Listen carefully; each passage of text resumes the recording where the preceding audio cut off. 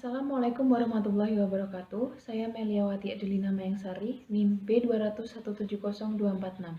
Di sini saya akan menjelaskan tentang audit manajemen fungsi keuangan, di mana di sini akan dijelaskan beberapa subbab. Yang pertama yaitu pendahuluan tentang pengertian audit manajemen fungsi keuangan, yang kedua ada tahapan audit manajemen fungsi keuangan, yang ketiga ada manfaat manajemen fungsi keuangan, yang keempat, ada manfaat ekonomi dari laporan keuangan, serta yang kelima, ada strategi pendekatan audit manajemen fungsi keuangan.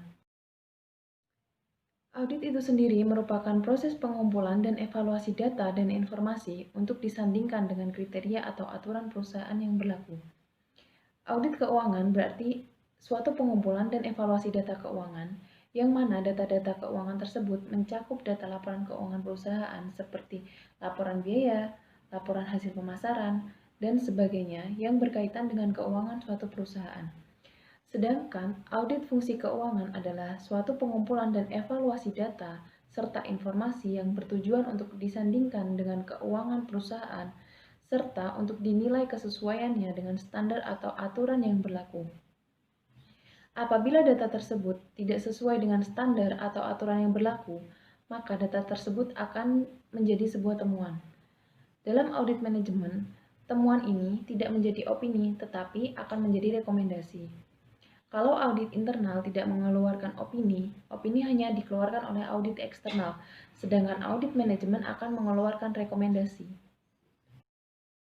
Yang kedua, ada tahapan audit manajemen fungsi keuangan, di mana ada beberapa tahapan audit manajemen fungsi keuangan. Yang pertama yaitu membandingkan atau mengkomparasikan antara data dan informasi terhadap standar aturan yang berlaku. Jika perbandingan tersebut ditemukan ketidaksesuaian, maka hal tersebut akan menjadi sebuah temuan. Yang kedua, meneliti. Dari berbagai temuan-temuan yang telah ditemukan sebelumnya, nantinya akan diteliti kembali untuk dicari faktor apa saja yang menyebabkan terjadinya temuan-temuan tadi untuk menyusun sebuah rekomendasi. Serta yang ketiga ada penilaian. Penilaian di sini seperti apakah temuan tersebut, apakah temuan-temuan tadi termasuk temuan berat atau temuan ringan, temuan material atau temuan yang bersifat tidak material, dan ini berkaitan dengan sanksi yang akan diterima oleh perusahaan terkait. Yang ketiga ada manfaat audit manajemen fungsi keuangan. Manfaat yang pertama yaitu mengatur pencairan sumber dana yang dibutuhkan oleh perusahaan serta mengatur penggunaan dana yang diperoleh tersebut. Yang kedua, manfaatnya itu sebagai alat utama dalam proses pembentukan keputusan.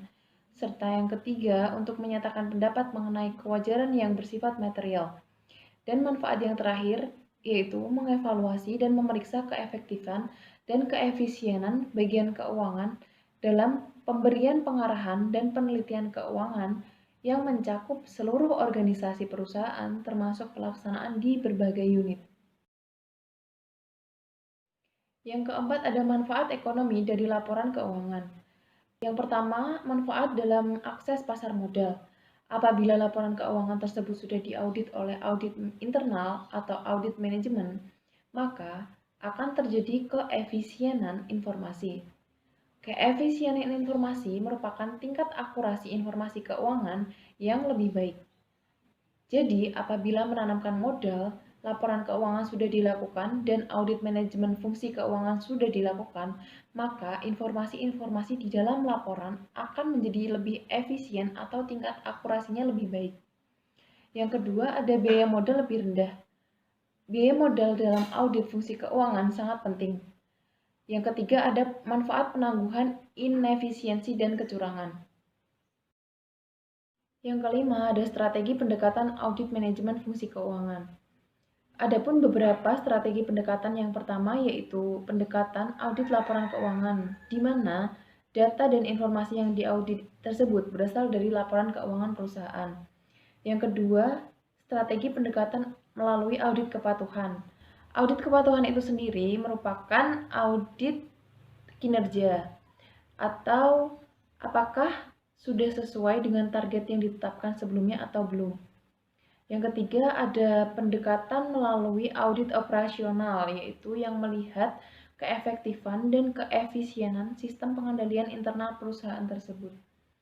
Sekian penjelasan yang dapat saya sampaikan, kurang dan lebihnya mohon maaf. Wassalamualaikum warahmatullahi wabarakatuh.